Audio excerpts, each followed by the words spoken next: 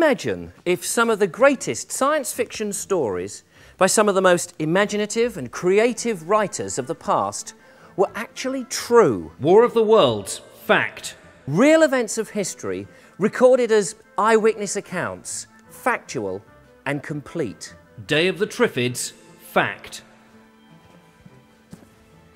This series, Fantastic Stories, presents a number of classic pre-1960s sci-fi novels as genuine historic fact. The Lost World, fact. So, in other words, the events penned by authors such as H.G. Wells, John Wyndham, Jules Verne actually happened. Dr. Jekyll and Mr. Hyde, fact. Picture the kind of in-depth documentary this offers, with its never-before-seen photographic plates, rare archive footage, faithful reconstructions and personal interviews with living descendants. Journey to the centre of the Earth, fact. But not only do we retrace the steps of our eyewitnesses by visiting the precise locations that events unfolded, we also recreate what it must have been like in that period of time. We examine the technology available and test the then current theories. We simulate all the evidence to finally offer forth proof positive of the actuality of our fantastic story by finding fact from fiction.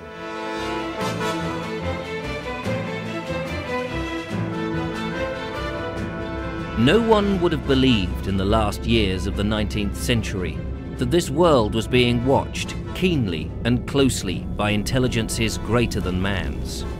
And yet, across the gulf of space, intellects vast and cool and unsympathetic regarded this Earth with envious eyes, and slowly and surely they drew their plans against us. Pearson's magazine recorded these facts in 1896. This eyewitness account was penned by one Herbert George Wells. This is the tiny hamlet of Ottershaw, just north of Woking in Surrey.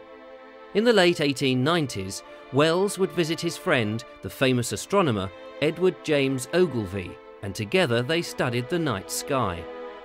On the 12th of August 1894, around midnight, a huge flash of green gas was emitted from Mars as the first of 10 cylinders were launched towards the Earth. The chances against anything man-like on Mars are 1,000,000 to 1, Ogilvie assured him many times, but still they came. So this is the main road then? Yeah, this would have been the route that Ogilvie would have taken. From Ottershaw? From Ottershaw, he comes over the bridge and onto the common. I met up with Ian Wakeford, Woking's local historian and Wells enthusiast, who explained how Ogilvie had found the first cylinder. It was huge and was embedded in the sandpit area, causing a massive crater. Half of Surrey would have seen it as it descended from the sky, probably mistaking it for a falling star with its mysterious green glow. Now, Ogilvie went looking for it, and he discovered it at first light. He, I should imagine, must have gone straight to the cylinder, which of course he thought was a meteorite rather than a Martian cylinder, and he would have been the first person to have got there. Yeah, so this is the sandpits. This is where the meteorite would have been found. Right. He would have obviously have seen the meteorite now, or the cylinder as it really was, in the sandpits here. And I think he probably would have very quickly realised that there was something odd about it. It wasn't as he was really expecting. The thing itself lay almost entirely buried in sand, amongst the scattered splinters of a fir tree it had shivered to fragments in its descent. The uncovered part had the appearance of a huge cylinder, caked over and its outline softened by a thick, scaly, dun-coloured incrustation. It had the diameter of about 30 yards. There were distinct noises coming from within the cylinder, and at first Ogilvie credited this to the uneven cooling of the surface. But when the lid started rotating, unscrewing he realised that this was no ordinary meteorite that just happened to find its way to Earth. No, this was an alien craft from our red neighbour, Mars.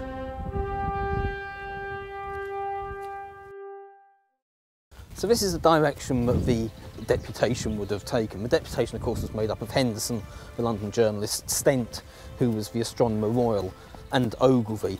And they were coming from Horsell over towards the sandpits, right, waving their little white flag to show the Martians that we too are intelligent. Wells would have been on the other side of the sandpits. He really could see all that was going on. He could see the cylinder, he could see a knot of people from Chobham, he could see the deputation coming from Horsell.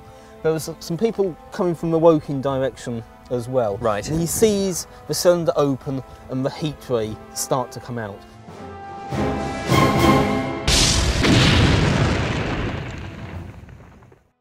Ironically, Ogilvy was the first victim of the Martians. Linda May is Ogilvy's only remaining descendant.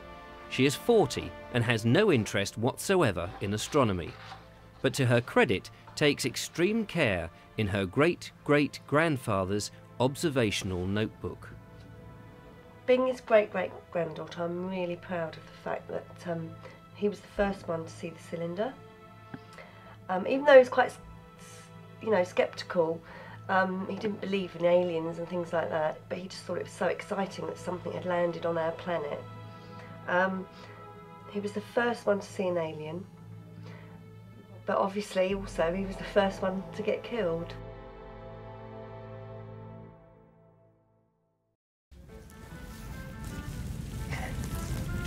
Wells had hidden himself behind a grassy knoll. And if the heat ray had travelled any further, then he himself would have been sent to oblivion. Wells ran for his life. He realised now that the Martian heat ray could reach his town, destroy his home and all that was dear to him. He needed desperately to escape. So where are we now, Ian? Well, we're at the Spotted Dog, Right. although it's not called the Spotted Dog anymore. It's been Changed changed its to the name. Princess. Yeah. This is where Wells gets the dog cart To so that escape. he can escape with his wife to Leatherhead. Right. Ian explained to me how Wells persuaded the landlord to rent him his dog cart in order to take his wife to Leatherhead and to safety. He promised to return the cart later the same night, which he did. He then comes back to Woking and ends up here at the bottom of Maybury Hill. Now, there's a thunderstorm brewing. It's just after midnight. Rain is pouring. And on the brow of Maybury Hill, he sees for the first time the horrendous sight of a Martian fighting machine. Stephen Smart is a 3D graphics designer. He is rebuilding the Martian fighting machine on his computer. I asked him how big he thought the tripods must have been. He does describe them well. He does have evidence that they're being described, especially by the local infantry, of being maybe 100 feet tall, but that could be a slight exaggeration. But we do know that they're actually taller than the surrounding housing by the fact that they can straddle the housing. They also straddle young pine trees, so we could be looking anything from 50 to 80 feet.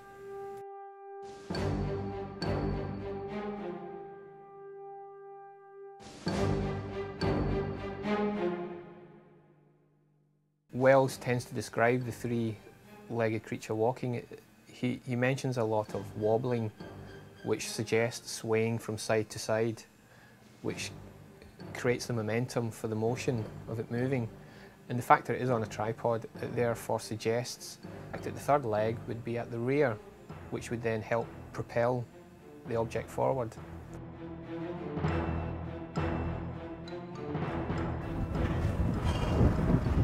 And this is Woking, where the Martian fighting machines blasted the houses, destroyed the shops, and annihilated its terrified inhabitants.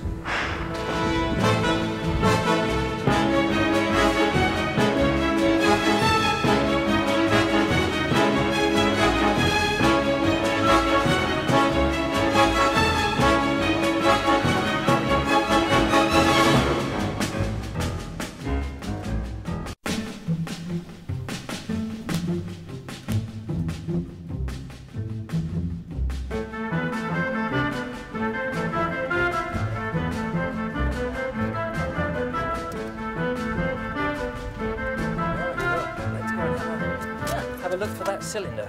Yes. Okay. Here we are. Well, this is Horsell Common. This is where the action took place.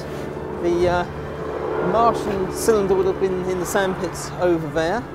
Whilst they were in their pit, we could surround them, we could set up our range and everything, we could bombard them to our heart's delight. This is probably the route then that Ogilvy took to get off of the sandpits and down to Henderson's house. But the sandpits are up there, we need to go in that direction. Look, yeah. Yeah. They were using completely outmoded equipment.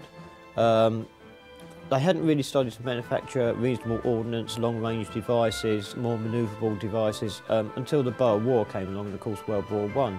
So they're completely unprepared for this type of attack.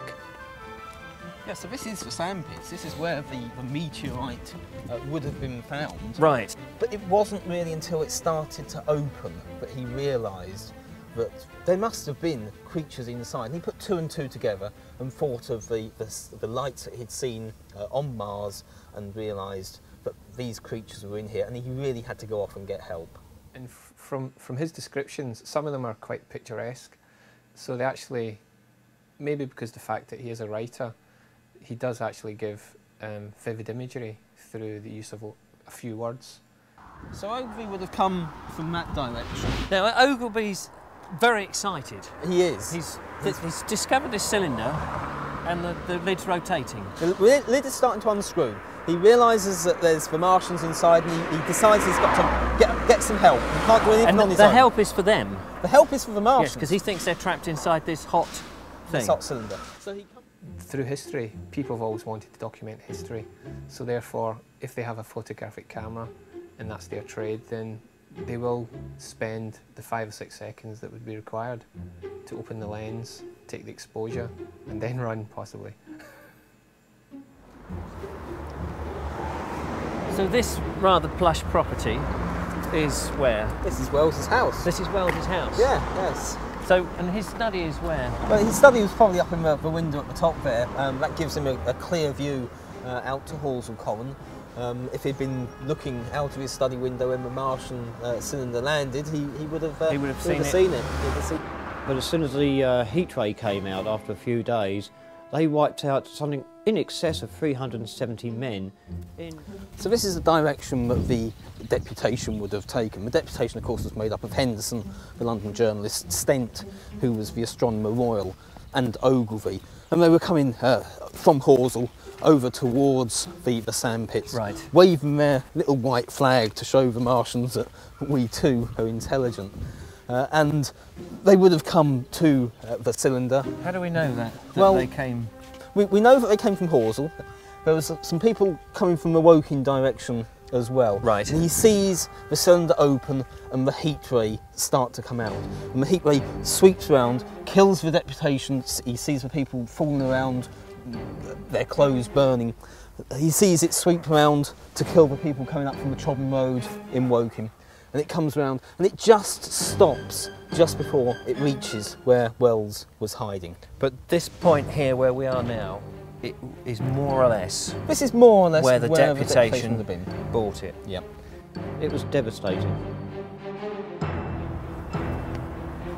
So where are we now? Well, this is where the Oriental Institute would have been. Right. This is the building that is destroyed by the Martian heat ray before it hits Wells's house up on Maybury Hill.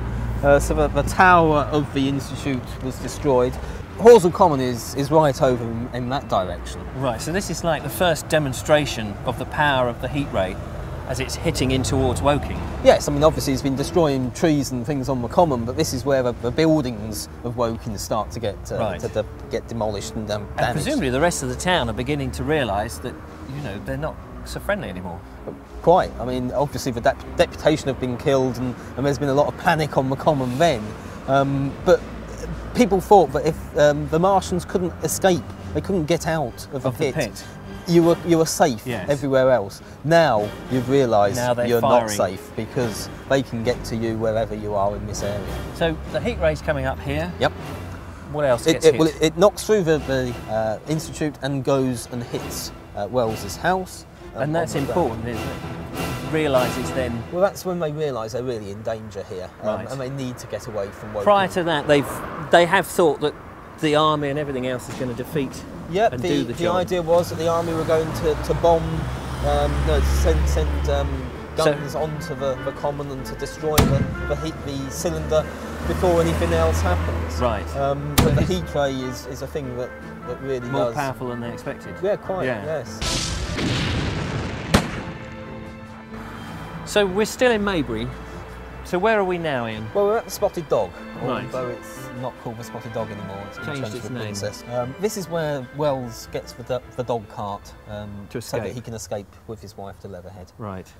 And when he goes in there, there's a sort of funny story that Wells tells us. Yeah, I mean, basically what's happening is the landlord at the time was selling his half of a pig. He was talking to a man at the bar who had offered him £1 just as Wells was coming in. Right. And Wells overhears this and he's desperate to secure this dog cart, so he says, I'll give you £2 for it and I'll bring it back later.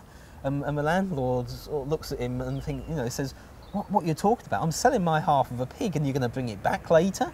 So it's quite a funny story. But anyway, Wells does get the dog cart. They take it back to their house up on the hill, load it up with all their belongings and head off to Leatherhead. So where are we now? Well, we're on East Hill, which is coming up to Maybury.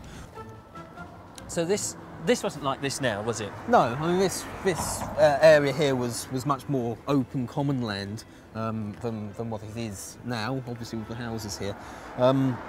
What happened at this point of the story is that Wells was coming back to his house on Maybury Hill from the Purford area. Yeah. The dog cart had heeled over when they first saw the Martian tripod, which was coming through the trees from the direction of the orphan. And this was the first time that Wells had seen the tripod. Yep. And obviously, things would change now. These Martians were up on legs, they're strolling around. Yeah. It's pouring with rain. Yes, this is in the height of the storm, really. And it's just after midnight on the Sunday morning. He's heading back to his house and he comes up, splashes into the sandy lane that's running down here. Right. I mean, the rain was really pouring down the track. It was almost like a river coming up here. And as he got to the top of the hill here, Yes. somewhere around about here, he stumbled across a body.